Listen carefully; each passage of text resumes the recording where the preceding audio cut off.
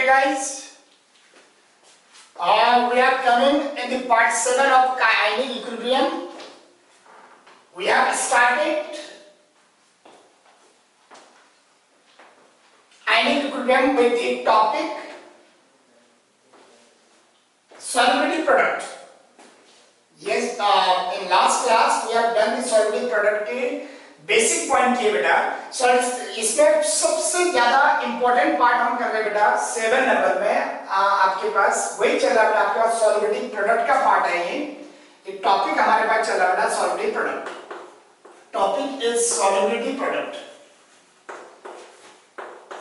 Solubility product के अंदर हम चलाएंगे बेटा आज आप 3 कैटेगरी में. ये देखिए सॉल्युबिलिटी प्रोडक्ट केएसपी चल रहा है और अब हम इसके अंदर एक वर्ड इस्तेमाल कर रहे हैं बेटा कॉमन आयन इफेक्ट. एक होता है ऑर्डिनरी इफेक्ट बेटा, बहुत ज्यादा इंपॉर्टेंट पॉइंट आ गया इसके अंदर. ये कॉमन आयन इफेक्ट, ये बेटा ये देखिए कॉमन आयन इफेक्ट है. अच्छा बेटा कॉमन आयन इफेक्ट में क्या कैसे कहां इसको आपको समझना है. एक कॉमन आयन इफेक्ट का आप सिस्टम समझ लीजिए. कॉमन आयन इफेक्ट क्या है हमारे पास. अच्छा क्यों होता है, कैसा होता है, कॉमन आयन की वजह से क्या होगा, सभी कंडीशंस आपको क्लियर करनी है. तो पहली कंडीशन देख लीजिए आप बेटा. सपोज हमने एक ये लिया बेटा, सिर्फ एक नंबर है बेटा. 3 डिफरेंट टाइप है, मैंने टाइप 1 लिखा था. ये देखिए type 1 CH3COOH weak acid is there. और हमारे पास इसको डिसोसिएट किया है एक्वा सॉल्यूशन बेटा. This was leads to form acetate ion and H positive ion. This is अच्छा बेटा एक नंबर हो गया बेटा ये. अच्छा हमारे पास अब दूसरा पॉइंट है बेटा, इसको हम थोड़ा सा आगे बढ़ा रहे हैं नंबर इसी का. इसमें हमने कोई स्ट्रॉन्ग एसिड डाल दिया बेटा HCl. अब देखिए बेटा इसमें भी हमारे पास ये Cl नेगेटिव हो गया और ये H पॉजिटिव हो गया. आप चेक करेंगे बेटा.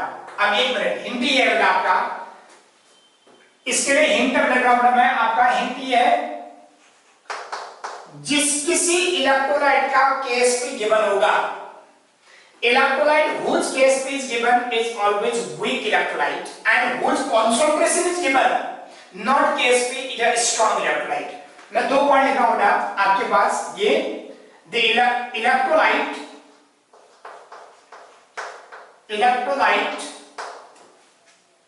ठीक है बेटा, electrolyte whose KSP is given,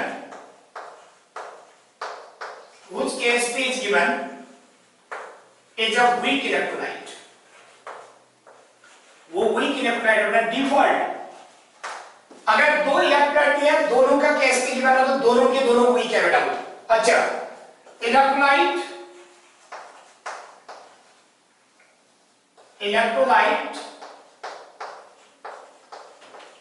whose concentration is given,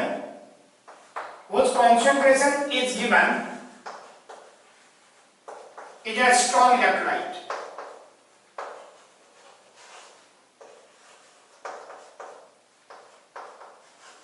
ये देखिए ये स्ट्रॉन्ग इलेक्ट्रोलाइट है. वीक इलेक्ट्रोलाइट वो है जिसका KSP गिवन होगा, जिसका कॉन्सेंट्रेशन गिवन होगा बेटा वो स्ट्रॉन्ग इलेक्ट्रोलाइट है. अब एक पॉइंट है बेटा, अगर आपको इस क्वेश्चन मैंने लिख दिया बेटा, इस पॉइंट को समझ लेना आप. फिर मैं एक पॉइंट लिख रहा हूं. तो देखिए अगर हमने इस पॉइंट को थोड़ा सा टारगेट करने की कोशिश की बेटा, इसका KSP दिया है. ये देखिए KSP दे दिया, सपोज कर लीजिए आपको 3.8 into 10 की पावर -5. ठीक है बेटा. और HCl आपको दिया, इसका कॉन्सेंट्रेशन 0.02 m. तो आपको मालूम है इसका भी कॉन्सेंट्रेशन होगा बेटा जो H आयन कॉन्सेंट्रेशन आपने लिखा है तो इसकी वैल्यू होगी 0.02 m. और ये आपके पास 0.02 m. इससे कोई मतलब नहीं हमारे पास. अच्छा आप सुनिए बेटा, हम इसको जस्टिफाई भी करेंगे बेटा. देखिए आप क्वेश्चन ये बेटा, ये पूरा क्वेश्चन के फॉर्मेट में लिख दिया मैंने, लेकिन क्वेश्चन क्या है देखो. Acetic acid with KSP 3.8 10 to the power -5 when 0.02 m HCl is added on this solution, then what will be the solubility of acetate, solubility of acetic acid. Question step क्या है आपको कॉन्सेंट्रेशन यानी कि solubility of H positive या solubility of HCl3COOH minus निकालना है. तो question कैसा देखिए मैं रिपीट कर देता हूं. क्वेश्चन लिखा है स्टेटमेंट बोल देता हूं. acetic acid with KSP such and such when 0.02 m HCl solution is added in this solution of acetic acid, then what will be the solubility of acetic ion or HIN concentration? ये बेटा solubility बतानी है आपको, नई solubility बतानी है। अब common ion की वजह से क्या होगा, देखो अब मैं यहाँ पर लिखा हुआ है, ये कॉमन आयन है, देखिए ये जो वीक इलेक्ट्राइड है, जिसका केस भी दिया है ये वीक है बेटा, और जिसका कॉन्सेंट्रेशन दिया है ये स्ट्रॉन्ग इलेक्ट्राइड है। इतना क्लियर हो गया बेटा, स्ट्रॉन्ग कौन है और वीक कौन है। अच्छा जेंटलमैन, इसके बाद हम अगर बात करते हैं इसके, देखिए केएसपी की वैल्यू ये है, HI concentration obtained from acid strong and HI concentration also obtained from the weak electrolyte। दोनों जगह पर वीक से भी स्ट्रॉन्ग से भी HI मिल रहा है बेटा, इसलिए इसका नाम होगा बेटा common ion. This one is the common ion. अच्छा बेटा कॉमन आयन की वजह से होगा क्या, अब आपको समझ गया बेटा, ड्यू टू कॉमन आयन, मैं यहां पर लिखा बेटा कॉमन आयन इफेक्ट का मतलब टेक्निकली है due to common ion this solubility of a weak electrolyte will be further decreased या further depressed। मतलब समझिए, आपको एक चीज मालूम है, weak electrolyte और strong electrolyte में से strong electrolyte पहले से ज्यादा soluble है as compared to weak electrolyte। मैं रिपीट कर देता हूं, solubility of a strong electrolyte is always higher than that of weak electrolyte। ये ज्यादा जल्दी टूट जाता है, जल्दी डिसोसिएट हो जाता है, जबकि weak electrolyte feebly डिसोसिएट या partially डिसोसिएट होते हैं बेटा। एक मिनट, एक पॉइंट हमने बोला कि वीक इलेक्ट्रोलाइट की सॉल्युबिलिटी स्ट्रॉन्ग के कंपैरेटिवली पहले से ही कम है। बेटा कॉमन आयन डेवलप होने के बाद वीक इलेक्ट्रोलाइट की सॉल्युबिलिटी पहले से जो स्ट्रॉन्ग से कम है और कम हो जाती है। मैं एक बार फिर बोल देता हूं, due to common ion effect solubility of a weak electrolyte will be further decreased. अच्छा क्यों हुआ, हमने लीच-एटलीस्ट प्रिंसिपल पढ़ा बेटा, इससे पहले क्लास में कहीं पर हमने लीच-एटलीस्ट प्रिंसिपल पढ़ा। वहां पर डिफरेंट फैक्टर्स थे जो केमिकल इक्विलिब्रियम को डिस्टर्ब कर सकता था, उनमें से एक फैक्टर था कंसंट्रेशन। तो हमने कंसंट्रेशन में पढ़ा, हायर द कंसंट्रेशन जिस पर बढ़ेगा बेटा, equilibrium will be shifted to opposite direction where concentration is increased. अब यहां चेक करेंगे आप, HCl से भी H पॉजिटिव निकला, H पॉजिटिव का कॉन्सेंट्रेशन बढ़ गया, देखिए ये पहले से ही था बेटा HI, इससे भी मिलने के बाद कॉन्सेंट्रेशन H का बढ़ा।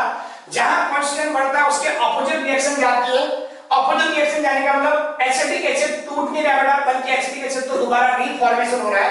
हम भी यही बोल रहे हैं कि due to common ion effect present in this solution the solubility of a weak electrolyte will be further decreased। Reason हो गया बेटा, since due to common effect equilibrium will be shifted to backward direction, when backward direction will take place means formation of acetic acid is taking place, not dissociation। तो एक ही reason है बेटा, common ion effect का मतलब हो गया due to common ion, मैं लिख देता हूं बेटा इसको, due to common ion the solubility of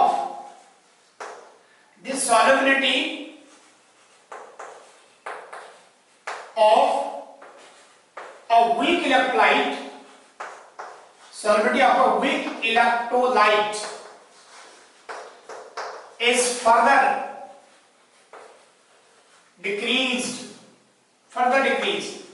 solubility of ये बेटा further decrease या further decrease लिख दिया बेटा, और based on लीच-एटलीस्ट प्रिंसिपल ये भी मैं लिख देता हूं बेटा, that is ये याद रहेगा आपको, based on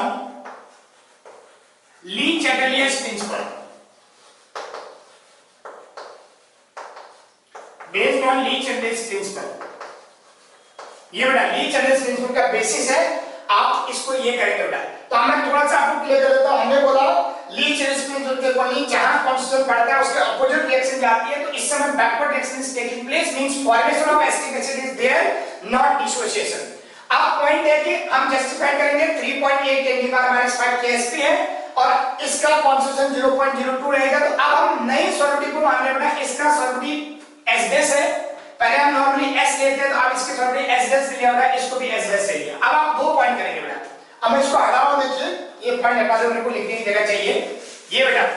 अब मैं थोड़ा सा एक पॉइंट लिख रहा हूं बेटा, आपको समझना, यहां पर ये देखिए, फिर मैं न्यूमेरिकल कर रहा हूं।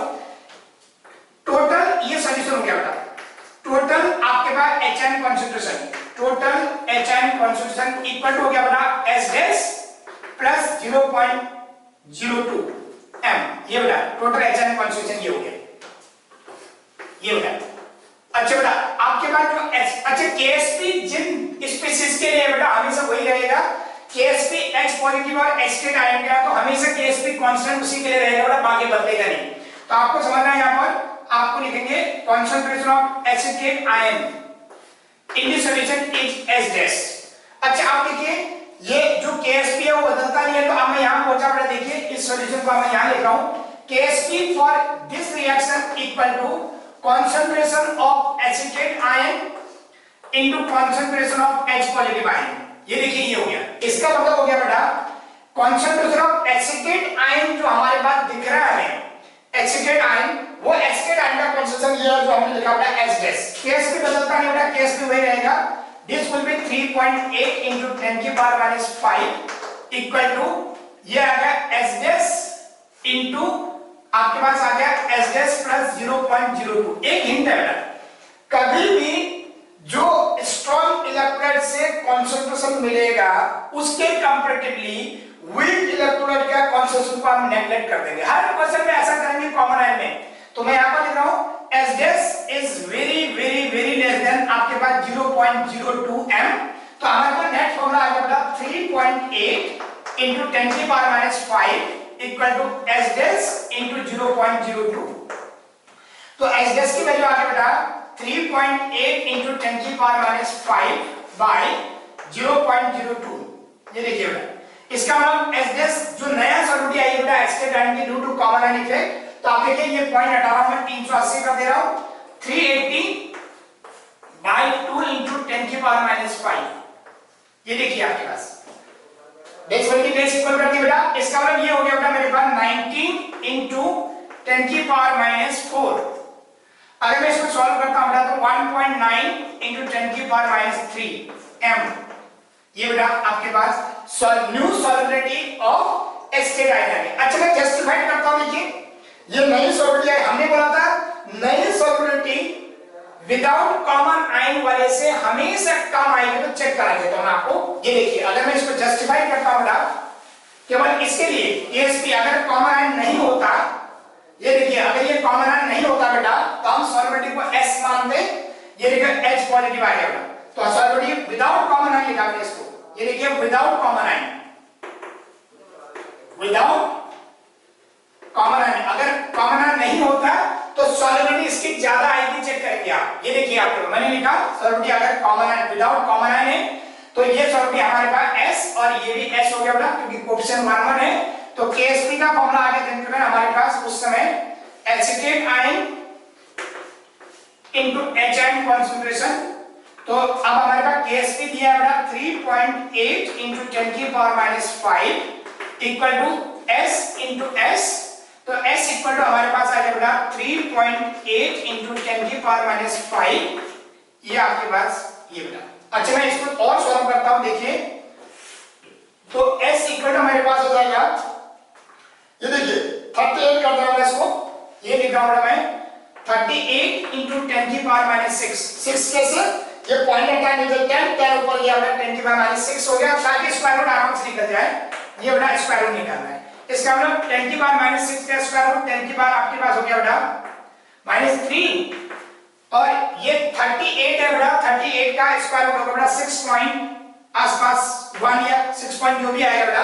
अब देखिए ये रहेगा बेटा 6.1 into 10 की पावर माइनस 3, जे चेक करेंगे बेटा, हमने बोला था बेटा ये 6.1 into 10 की पावर माइनस 3 आ गया, जबकि ये आया बेटा 1.9 into 10 की पावर माइनस 3। इसका मतलब हो गया बेटा जो सॉल्युबिलिटी विदाउट कॉमन आयन है वो ज्यादा है। देखिए कॉमन आयन के बाद सॉल्युबिलिटी हमेशा कम हो जाती है, तो ये 1.9 ये 1.6 लगभग आपके पास बोलेंगे बेटा 3 टाइम्स ज्यादा है ये वाली सॉल्युबिलिटी जो विदाउट कॉमन आयन था। तो कॉमन आयन की वजह से solubility of a weak electrolyte always decrease, तो हमने जस्टिफाई किया विदाउट कॉमन आयन वैल्यू ज्यादा है और विद कॉमन आयन इसकी वैल्यू हमेशा कम आएगी बेटा, आपको समझना है। टाइप 1 वर्ड है। अच्छा देखो मैंने टाइप 2 लिखा बेटा, कॉमन आयन का ही टाइप 2 बेटा आपको समझना है। अगेन बेटा 3 वैरायटी के क्वेश्चन पूछेंगे बेटा कॉमन आयन से, बस आपको समझना है। अब मैं थोड़ा सा क्लियर कर रहा हूं बेटा, ये देखिए कॉमन आयन का टाइप 2 बेटा। अच्छा टाइप 2 में मैं आपको सीधा सीधा बेटा सपोज कर लीजिए मैंने कैल्शियम हाइड्रोक्साइड दिया आपको undergoes dissociation in aqueous solution 2H negative, ठीक है बेटा, 2OH नेगेटिव। अब इसमें हमने बेटा ये देखिए, ये आपको CaOH वोल्टेज का इसका KSP दिया बेटा मैंने आपको, KSP इक्वल टू मैंने किया बेटा 4.2 into 10 की पावर -8 m, ये देखिए, और बेटा मैंने इसमें NaOH डाल दिया, ये देखो, और इसका कॉन्स्टेंट दे दिया 0.001 m, और ये भी डिसोसिएट हुआ देखिए Na+ NOH नेगेटिव हमारे पास आ गया बेटा। स्ट्रॉन्ग इलेक्ट्रोलाइट कॉन्स्टिट्यूशन के बना तो ये स्ट्रॉन्ग हो गया बेटा, और जिसका KSP दिया है तो वो वीक इलेक्ट्रोलाइट हो गया बेटा, ये देखिए। इसका मतलब जो NaOH का डिसोसिएशन है बेटा, उसमें जो OH निकलेगा वो भी उतना ही रहेगा 0.001, और ये बेटा हमारे पास S डैश है तो ये 2S डैश है बेटा, इसको समझना जरूरी है, ये 2S डैश है बेटा आपके पास। टाइप 2 हो गया, देखिए जो वीक इलेक्ट्रोलाइट का कंडीशन है बेटा वो बदल गया, और KSP हमें मालूम है कि ये वाला पॉइंट आपके पास हो गया बेटा कॉमन आयन, और कॉमन आयन की वजह से solubility of the week electrolyte will be further decrease. अच्छा, फर्दर डिक्रीज कैसे हुआ होगा मैं इसको चेक कर रहा हूं, इस पॉइंट को थोड़ा सा क्लियर करेंगे आप, इसी पॉइंट को बेटा, तो मैं ठीक से आपको क्लियर कर रहा हूं। अब मुझे ध्यान से बताना बेटा, KSP का ये जनरलाइज्ड फार्मूला आ गया, KSP इक्वल टू हमारे पास आ गया Ca+2 concentration into OH negative concentration का स्क्वायर, ये देखिए इसका मतलब KSP की वैल्यू हमारे पास है बेटा 4.2 into 10 की पावर -8 इक्वल टू हमारे पास आ गया बेटा Ca+2 concentration H dash and total concentration of, इस आपने लिखा नहीं, यहां पर लिख देंगे बेटा total concentration, total hydroxide concentration equal to 2H dash plus 0.001, ये बेटा, और Ca+2 concentration equal to H dash लेना, उसी को हमने जिसके लिए KSP दिया है, तो H dash into 2H dash plus 0.001 का स्क्वायर। बेटा तरीका वही है कि तो गलत आ जाएगा, अब ये बात बार-बार हो रही है, तो 2H dash is very less than 0.001, ये गिवन कंसंट्रेशन से H डैश की वैल्यू नेगलेक्टेड हो गई, 4.2 into 10 की power -8 equal to H dash into 0.001 का स्क्वायर, ये देखिए। अच्छा, इसका मतलब हो गया बेटा हमारे पास ये 10 की पावर, अब इसको H डैश की वैल्यू निकालता हूं तो 4.2 into 10 की पावर -8 बाय हमारे पास आ गया बेटा 0.001 का स्क्वायर, 0.001 का स्क्वायर, यानी कि 10 की पावर -6 हो गया बेटा, ये ऊपर जाएगा, तो H डैश की वैल्यू आ गई बेटा हमारे पास 4.2 into 10 की पावर -8 into 10 की पावर -6, ये देखिए प्लस 6, ये 30 ऊपर बेटा आपके पास, तो this will be become 4.2 into 10 की पावर -2 बेटा, ये नई सॉल्यूबिलिटी आ गई बेटा हमारे पास। अगर बेटा हम इसी को विदाउट उसमें करेंगे बेटा कंसंट्रेशन, अगर हम विदाउट कॉमन आयन के थ्रू करेंगे तो solubility of Ca+2 and OH negative will be higher than that of, ये हमारे पास S डैश की वैल्यू आ गई बेटा, आपको समझना है, आप जस्टिफाई कर सकते हैं। अगर मैं जस्टिफिकेशन आपको दूं बेटा इसी क्वेश्चन का विदाउट कॉमन आयन, तो आपको लिख देंगे बेटा, देखिए ये देखिए, अगर आप विदाउट कॉमन आयन करना चाहो इसको, ये तो H डैश हट जाएगा, ये तो अगर मैंने लिखा है यहां पर विदाउट कॉमन आयन, इसी का विदाउट कॉमन आयन, अब जस्टिफाई करना बेटा विदाउट कॉमन आयन, तो इसका KSP जो होगा बेटा दैट विल बी Ca+2 और आपके पास OH नेगेटिव का स्क्वायर, तो आप वैल्यू आपके पास KSP जो दिया है, ठीक है, ये S है तो ये 2S का स्क्वायर है, 2S का स्क्वायर इक्वल टू आपका 4.2 into 10 की पावर -8, तो ये आपका 4S क्यूब हो गया, तो S की वैल्यू आ गई बेटा आपके पास 4.2 into 10 की पावर -8 by 4 की होल पावर 1/3, ये चेक करेंगे आप, इसकी वैल्यू S डैश से हमेशा बढ़ जाती है, ये क्लियर है।